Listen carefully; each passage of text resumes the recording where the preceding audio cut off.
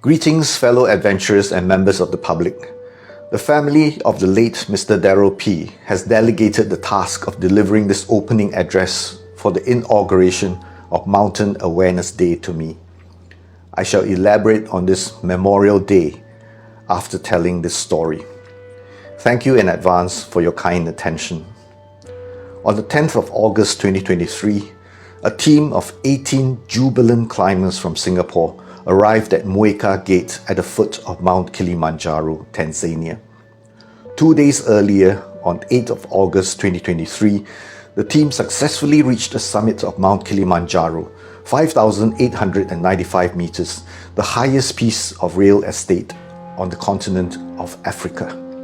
However, 19 members had embarked on this commercial expedition from Singapore.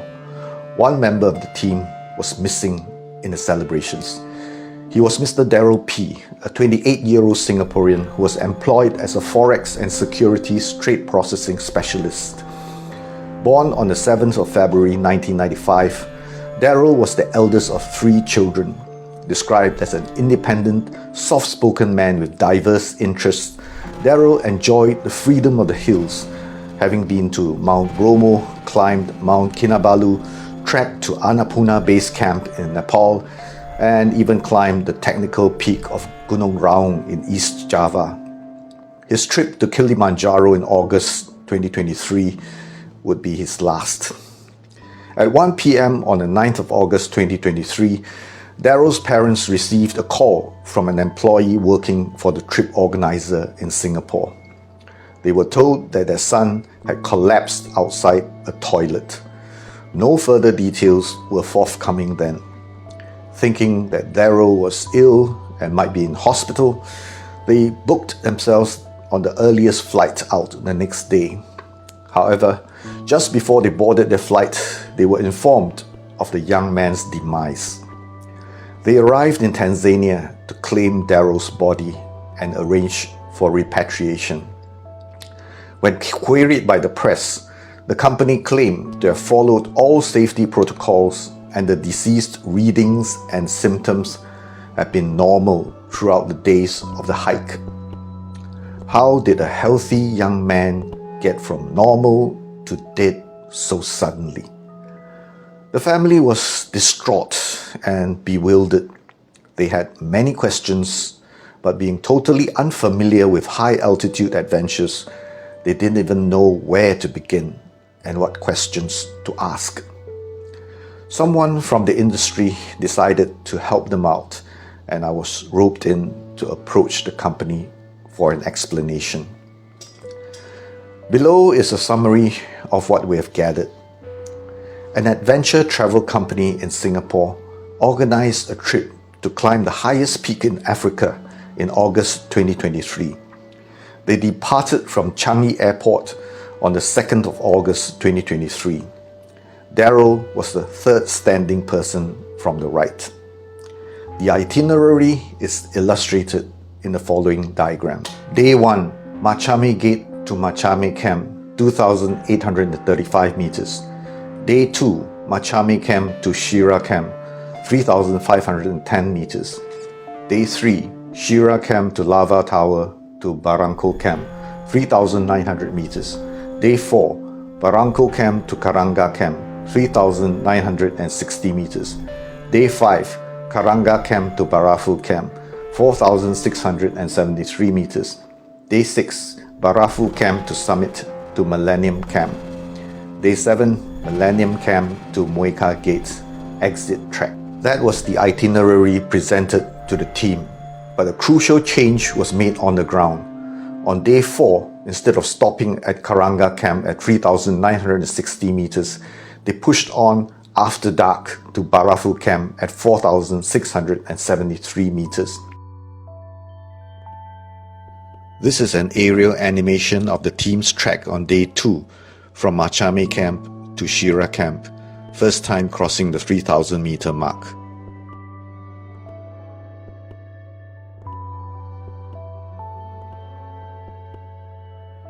Day 3 was a grueling day. They crossed 4,600 meters at Lava Tower, but descended to Barranco Camp for the night.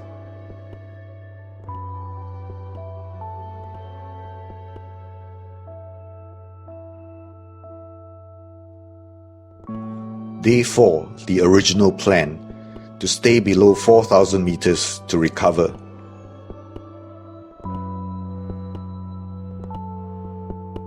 Day 4. Instead of stopping and sleeping at Karanga camp, the team pushed on beyond 4,600 meters to sleep at Barafu camp. What is the significance of this change in the itinerary? After crossing the 3,000 meter mark and sleeping at Shira camp at 3,510 meters on day 2, the team embarked on a very grueling day 3, climbing high to Lava Tower at 4,600 meters and descending to Barranco camp at 3,900 meters to sleep low. The effects can be seen in the pulse oximeter readings on day 3. In view of privacy, I will not reveal the other team members' readings. Suffice to say that the climbers' readings on the day averaged around 70%. Daryl and 2 other members even had readings below 60% in the evening. This need not be a cause for alarm, as the team had descended and slept lower after being exposed to 4,600 meters. It is quite possible to recover by staying below 4,000 meters for a day or 2. The original plan was to trek to Karanga camp, 3,960 meters, to maintain the same altitude for 1 more night, albeit closer to the final camp. On 6th of August 2023, at Barranco camp, 3,900 meters, Daryl's SpO2 readings are as follows.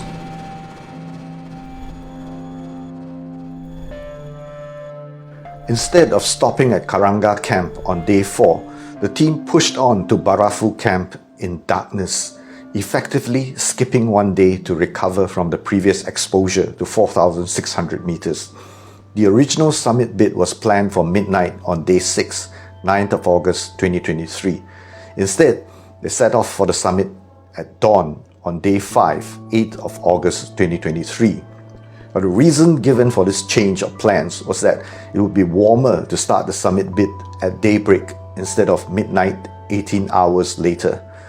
This is a photo of the team taken at Karanga camp where they were supposed to spend the night.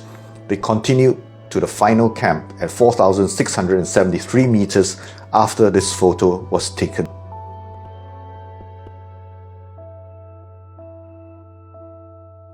On day 5, 8th of August 2023, the team embarked on their summit bid 18 hours ahead of schedule.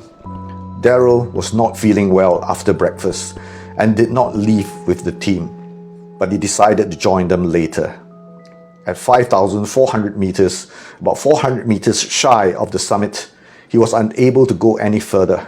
The guide checked his oximeter reading. It was an alarming 50%. Daryl was turned back. On the 8th of August 2023, Daryl's readings were as follows.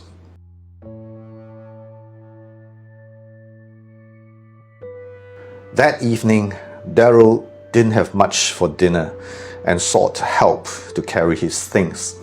At about 4 a.m., his tent mate saw him leaving the tent. The next morning, one of the guides found him unconscious outside the toilet. He was foaming in the mouth, a sign of HAPE, high altitude pulmonary edema. His lungs were filled with his own body fluids and he was drowning. After an attempt at CPR by a member of the team, he was evacuated by wheeled stretcher as helicasevac was deemed unsafe due to the weather conditions. He was declared dead on arrival at the hospital.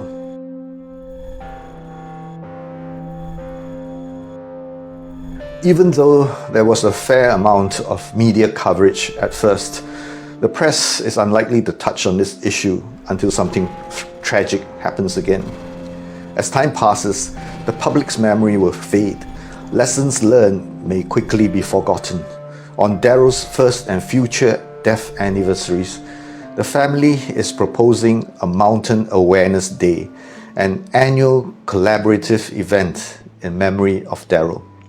It is hoped that the adventure travel community could contribute positively to raise mindfulness and awareness so that members of the public are informed and reminded of the importance of safety, preparedness, and responsible decision-making when participating in high-altitude adventures. The family would like to welcome SAC and other organizations with similar interests to help host the event and hold talks, seminars, workshops, and discussions to 1. Raise awareness concerning the risks and challenges of high-altitude adventures. 2. Provide information on proper acclimatization, medical evaluation, and safety protocols. 3. Promote a culture of responsibility among adventure travel agencies and participants. 4. To memorialize Darryl P. by dedicating the event to his memory. Thank you once again. Find our logo and video on our Facebook page and share with all your friends on social media. Let's do our part to prevent deaths from acute mountain sickness.